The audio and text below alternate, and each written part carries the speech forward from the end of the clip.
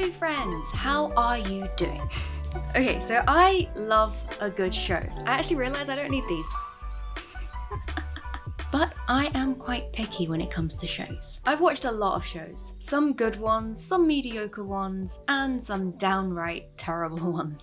And I watch them for different reasons. Sometimes I'll go along with one just because, it's a comfortable ride and why not? It can help me wind down after a long, tiring day. But the ones that truly keep me hooked, and I mean for all the amazing qualities that go into creating a piece of art, they're not actually that common. So today, I want to look into what makes a good show excellent. We'll be looking into the differences that make some shows great, and some just good. We'll be examining Startup and Mr. Robot. Startup is about the emergence of Gencoin, a brilliant yet controversial tech idea centered on digital currency.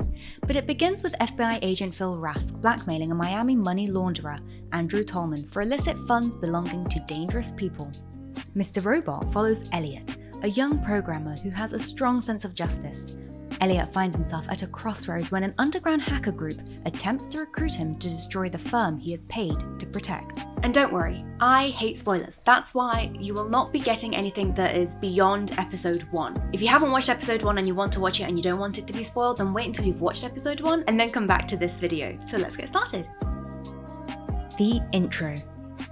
Audiences are usually very quick to judge. We don't have a lot of time to just waste around watching bad shows, right? So for a TV show to retain its viewers, it really needs to hook the viewer in the beginning. Especially if it's a drama and it's got this tension, maybe some detective elements, some crime elements. You always want to keep the audience hooked and guessing. Again, we don't have that much time to be throwing around on bad dramas, on bad tense moments, because that's just cringy. So it really needs to be interesting, whether it is good characters, action, or posing a lot of complicated questions that we really want the answers to. These are just some examples. There are a lot of other factors that go into it as well.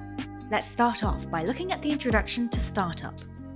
There's tension, I see who the character is, I learn something about him and it makes me ask all the important questions. Who is he? Why is he doing this? How did he get to this spot? And what is he going to do next? And there's something eerie about him. I kind of want to know about his background. But one comment that I would have is that it could consider being shorter. Now, for an intro before the title card to be long is not a bad thing, but the fact that it felt long to me, that might be a bit of an issue. I want to learn more about the character and the world that they're living in. So this is kind of like the before world, before the real drama is going to start, before we're introduced to the main conflict. But each time I feel like some part of an intro is taking too long, I wonder, is it worth my time? Am I going to give it another 5 minutes or another 5 minutes after that? So you have to make sure that every single element that is in this intro is necessary. Here is another example of the beginning of Mr. Robot. Hello, friend.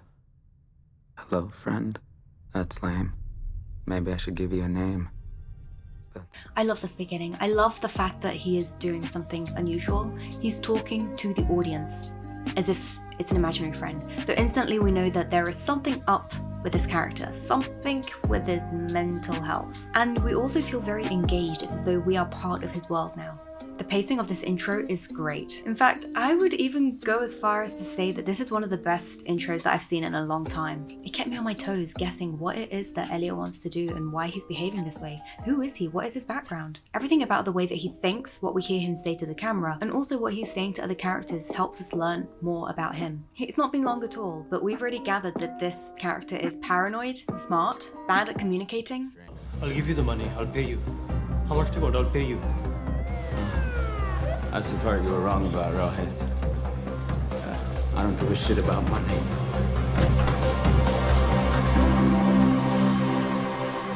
That was freaking awesome. In Startup, we think that there is a good guy going in and he's trying to catch a bad guy, but then we see that the good guy is not as simple as he seems, right? And it kind of flips, so he's there blackmailing. And here we see someone who's starting off blackmailing. We think, oh, he's doing something bad, but he's doing it to a bad guy. Is that really bad? And then it flips, so he doesn't care about money. He just wanted to catch this person. But then we're questioning, what is his motive? We are filled with questions for this character. What is he going to do next? Or, what's going to happen next?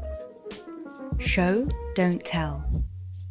This is Izzy, one of the lead characters from Startup. Now here, this scene is a very good example of how we are told how to feel. What, are you suddenly gonna pretend like you have feelings for me now? I liked you. You don't like anyone. pretend to just so you can get things from them. You're a user. Look, I feel like addicted. I let it go on this long, but I can't.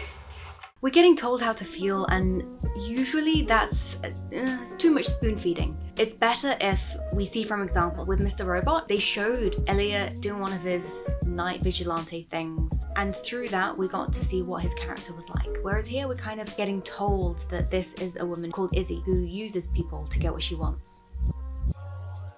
Now on to tension. This is very important for these types of shows. It keeps people wanting to watch the next episode. Episode 1, they have to have a good hook. And both of these shows do. And seeing as it is a pilot, it needs to be very strong. And then throughout this episode as well, there need to be enough things that we end up being curious about, that we want to keep watching and we want to find the answer to them. Otherwise, people will just give up and switch to another show.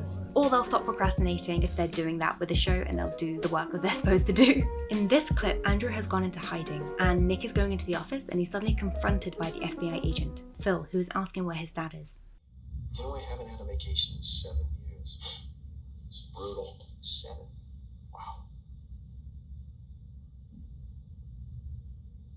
That was a hit point, which means that it would have been nice to have some sort of a sound effect, some sort of a music thing. Actors, good ones, great ones, they are very good at creating these moments that can be used as hit points. Both of these actors do give us quite a lot to work with in this scene, but as you can tell, the background's completely empty. I don't think that is a problem. That is a creative choice again, but you should use it carefully, otherwise it can make a scene feel very awkward. This is actually quite an important scene. It's supposed to be quite tense. It's the first time that these characters are meeting. It's for criminal activity. It's an FBI agent who's holding a gun and a guy who is sitting on laundered money. These actors did a very good job here. They are keeping up the tension. I just wish that there was a little bit more in the background. And then references to big fish using a small fish to catch a big fish. I didn't get that in the first watch. Tuna, not just worms, I'm assuming? No, not worms. I use herring. Sometimes I go with scad. So just smaller fish then. Yeah. Right. And of course, there is the cinematography. It helps a lot when the show decides to get quite creative with the way that it's filmed. You'll see that in Mr. Robot, they use a combination of usual shots, you know, when you're talking to someone, leave the space in front of them where they're talking. And then you see when it's flipped, the character is talking and they're very close to the edge of the frame, but then there's a lot of space behind them. What happened when I saw that, especially with a therapist scene, is I start wondering about what this character is thinking. It's less about who they're talking to and what they're saying. It's more about what's in their head, the baggage that comes with what they're saying to the other person. And there are some other really claustrophobic shots as well, as you can see on the subway. And specifically, I'm going to play a clip from Mr. Robot where they use cinematography as a way to show the balance in the dynamic. So we start off by looking at Elliot from above. And if I zoom quickly through it, you'll see that we're looking at the therapist from below. So she has the higher ground. She's a therapist, she's a trained professional, and he is the patient. And then gradually we see that Elliot is the one that's being shot from below, and the therapist is being shot very uncomfortably from above. So that power dynamic has shifted. That is used a lot in theatre, film and television as a way to sort of show that this power, what this character, what they're saying, is now holding much more weight than it did before. Then what is important is, of course, research into the subject matter. For the coding, Mr. Robot has been praised as being incredibly accurate, or one of the most accurate shows when it comes to coding and hacking. And that's because they actually hired a whole team of consultants, hackers, coders, and also a psychologist to make sure that everything that they do on the show is as close to reality as possible. In Startup, I was a little bit uncertain because the way that they address the issue, especially for example in this next clip that I'm going to show, which is the pitch, it seems like a lot of people don't understand what's going on except for the main character. And that may be very real, but the investors that she's pitching to, they should have at least a little bit of an idea. I have just one concern, all this Bitcoin cryptocurrency stuff. I've been reading up on it, and if I may, its ultimate success looks pretty, well, it just looks pretty grim for the banking community. If they're going to be talking to someone who's pitching a startup that's related to blockchain, they really need to have a better understanding of what it is. Some other stuff. I love it when a show decides to experiment a little bit with different techniques. So the ending scene for Mr. Robot, they blurred characters out and it literally leaves you until the very last moment to figure out who is sitting at that desk. And then even when you see who's sitting there, you're wondering why? The all-important question, why? And what is going to happen next? And then you can't help but let that next Netflix button play automatically. Final thoughts.